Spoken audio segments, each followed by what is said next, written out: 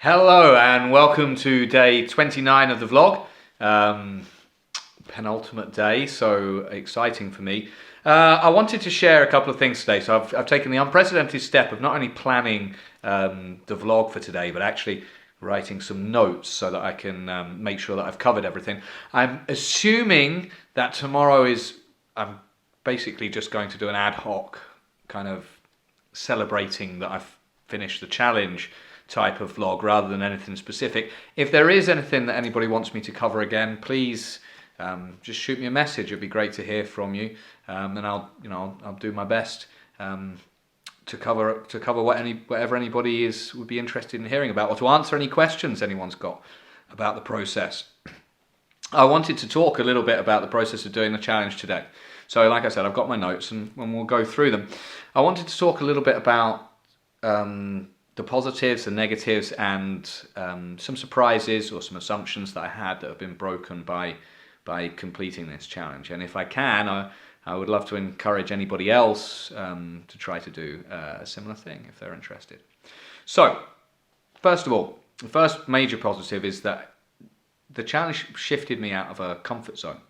Just doing this, speaking to camera or camera phone, and creating something and putting it out in public. Not that it reaches like a huge number of people or anything, but it's still quite intimidating.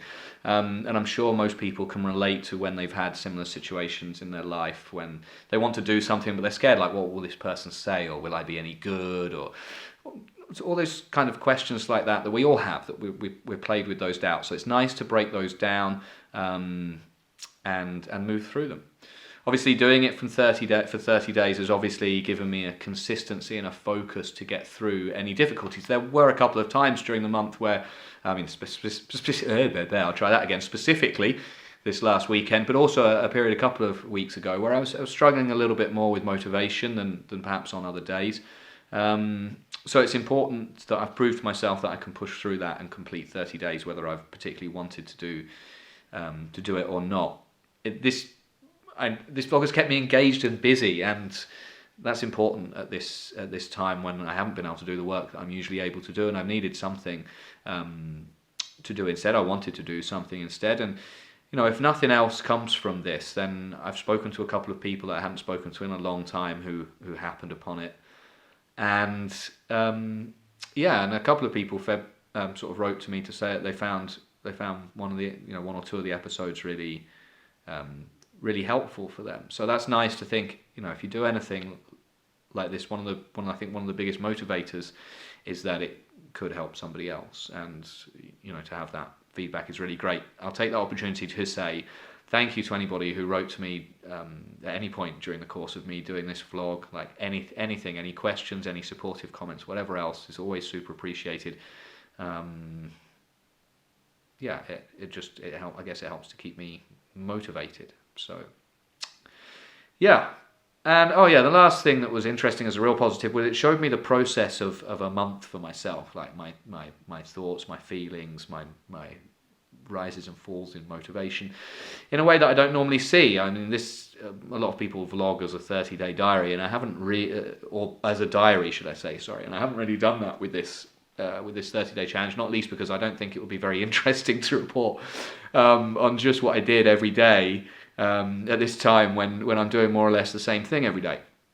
But because I don't keep a diary, because I've never written diary or anything else like that, it's been really interesting to see some things about myself that I wouldn't normally see. Like I said about how my feelings were, how my motivation was, what I was thinking about at any given time, and it's been quite an insight. So that's been really, really helpful. I'm grateful for that too. Negatives, which do turn into positives pretty quickly, which is just making mistakes. There's two specific ones, and I'll start with the one that's given me the biggest lesson. One of the mistakes I made, and it will be about 2 weeks ago, I'm looking up at the list, I have it on my wall here, and it's 14 days old today, so 2 weeks ago. I started keeping a tick list of different challenges. I'd started on a couple of 30-day challenges, including the vlog at that point, and I'd wanted some other things to do, I still had a decent amount of spare time in the day, so I'd wanted some other things to do, and I set up a bunch of targets, if you like, or target activities would be a better way of putting it, that I could tick off. And I think I had this idea in my head that, at the end of the process, I was going to have this long list showing all these ticks of everything that I'd done and feel really pleased at having achieved something. But a lot of the targets were pointless. And I mean that in its most traditional meaning, which is that they didn't have an end point. That's why I said they were target activities, not necessarily targets. So they were just things I was doing to, I guess, pass the time. Which bizarrely turned on its head with some of the tasks. So one example is I'm 14 days through a 30-day of doing yoga challenge. I follow a course online, which is a great way to do stuff because it that has a schedule that I just have to follow. I don't have to create the schedule for myself. Well, a little bit, because I'm not watching the videos live. I have to say that I'm watching a recording, so I have to set my schedule to do it in the morning. But the program's there for 30 days, which is great. That was my target. Program set up for it. Boom, nice and simple. Now that target for me with yoga, I don't really have any specific goals in the sense of, I'm no yogi master, and I didn't expect to. I don't know if I'd expected anything to become of it other than the fact that it's important to get up in the morning, move around a little bit as one of the first things you do. And yoga is also quite a lot about kind of working with the inner self and the mind and all that sort of stuff, which I've been interested in meditation and various other things for a long time. So that sort of tied in together. But with something else, that worked for me, but with something else, like for example playing the guitar, that became a chore for me, which was bizarre. Something that I've done for years just for fun, but I had it on my list to do 20 minutes every day, and it became, especially this weekend, like, I don't want to pick up the guitar, I don't want to do it. And I think what it's brought down to is that it's because I don't have any target. I could have decided, hey, I'm going to learn this new song, or this new fingering pattern, or whatever else. But I didn't have that, so it just became a thing I was forcing myself to do for no reason. I think that's difficult. It's good to have things around that you enjoy doing, that you can pick up and have fun with every now and then. But if you're going to set yourself targets to do things, you should try to have a goal to complete with it. I said, it sounds like a contradiction because of what I said about yoga, but my goal with that is to just get into the habit of having an exercise routine every single morning. And in fact, I have had that since before. That was my original goal, and I've had that since before the yoga. I've done what will be about 40 days in a row now of getting up in the morning, and the first thing I do is an exercise video on YouTube. And the yoga has become a progression of that, the goal of making that a habit, a daily habit. Something like the guitar, I don't necessarily want to be a daily habit. It's something that I just want to pick up and enjoy when I can. So that's something to learn. Don't make the mistake of making the things you enjoy a chore. So that was the biggest one. Also, I should reflect at the moment, and there are a couple of other funny mistakes, quite a few actually in different videos, that when I watched them back, that made me laugh. I talked in one video about reading from right to left, which is ridiculous. I don't know. There's probably some culture somewhere that reads that way, but that's backwards to most of us.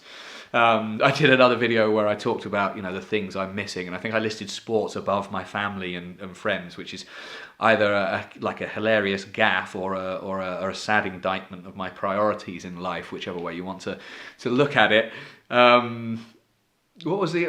Oh yeah, and I think one of my favourite ones when I talked about the importance of going outside and getting sunshine for your vitamin A. I mean, clearly not demonstrating my qualifications in any medical sense with that one.